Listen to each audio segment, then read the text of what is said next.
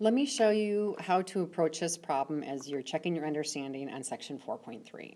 So there's four things you want you to do here. The first is I want you to sketch the scenario. The sine of theta is equal to negative 0.2. For theta being between pi and 3 pi over 2. So this extra component is similar to what you saw in the homework. It's actually telling us specifically which angle to look at. Okay, let's start it. So the sine of the angle means that we are looking at the y movement. So we know we need to look at the y movement, and our y movement here is negative 0.2. So it means from the origin we're going down about 0.2. So we're going to be about here. Now, should we go to the right and land in quadrant 4, where the sine is negative 0.2, or should we go left and land in quadrant 3, where the sine is negative 0.2? This particular extra bit of information is telling us they want us to be between pi and 3 pi over 2. Now on the unit circle, pi sits here, 3 pi over 2 is here. And then at our starting point, either 0 pi or 2 pi you can visualize it as. So knowing that information, we can deduce that, again, we went down 0.2, we need to be between pi and 3 pi over 2. So they are talking about the particular angle that was created that sits in quadrant 3 over here, because this is where we have the ordered pair of something for the x and negative 0.2 for the y. Again, the other angle would have been here at the same requirements are met. However, they are specifying they want it in this location. So knowing that, I'm going to sketch the scenario, and the particular angle or theta we are talking about in this case is this one right here in quadrant 3. And I can ignore this one because they're specifying it for us in more detail. Now the second question wants us to sketch and then find the sine of negative theta. So looking at the original scenario, our theta or angle movement is here and it lands us in quadrant 3. Now, I don't know exactly how big that angle movement is. When I look at it, I would have to guess that maybe theta is approximately 200 degrees. And again, I don't know if that's correct or not. I'm just estimating its possible rotation. So what they want us to do this time is find the sine, keeping in mind that we know that the sine again means the y value, and here they want the negative theta. So I want to sketch negative theta movement.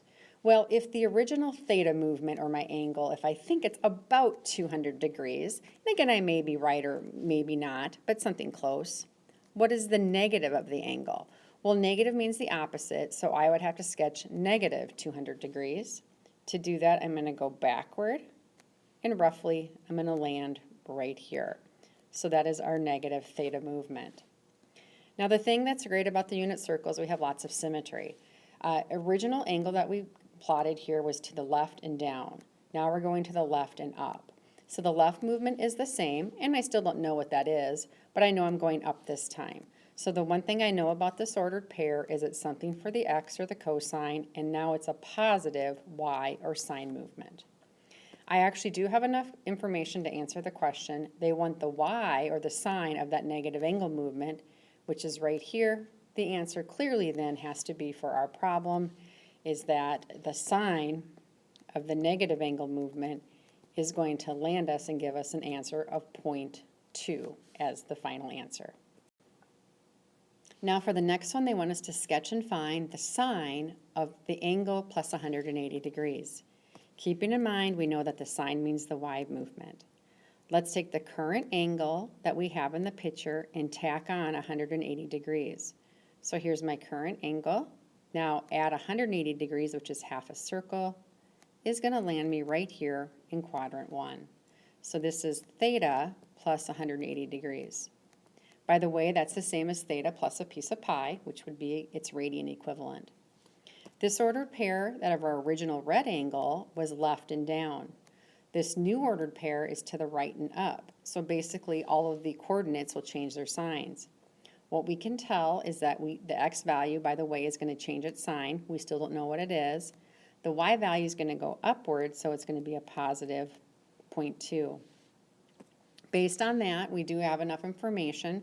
They want to know what is the sine of pi plus 180. So I can answer that question. The sine plus our current angle, then tacking on 180, is going to get us this value here, which is at 0.2, and is the answer to that. The last part wants us to find the cosine of the angle plus 180 degrees. Well, the nice thing is we actually have the movement of the angle plus 180 already sketched. Again, here's our current angle of the red plus 180. We land here in quadrant 1. Here on this one, though, they want the cosine. Cosine means the x value. So when I look at this problem, I actually have to identify the x value of the ordered pair. The only way for me to figure that out is to use Pythagorean's identity. So recall that Pythagorean's identity is going to be cosine squared theta plus sine squared theta equals 1. Well, I don't know cosine, so I'm going to leave that like this. The sine is 0.2 squared is going to be equal to 1. That is going to simplify to cosine squared theta plus 0.04 equals 1. I'm going to subtract 0.04 from both sides, which will give me cosine squared theta equals 1 minus 0.04 or 0.96. I can wrap this problem up just by coming on in. Getting cosine by itself just means taking the square root. So what we're going to get as a final answer for this is going to be approximately 0.98. Now, remember in our homework when we did Pythagorean's identity, we always said there could be a plus or minus 2 different answers. Now, this particular one, there is just one answer because we know we're in quadrant 1.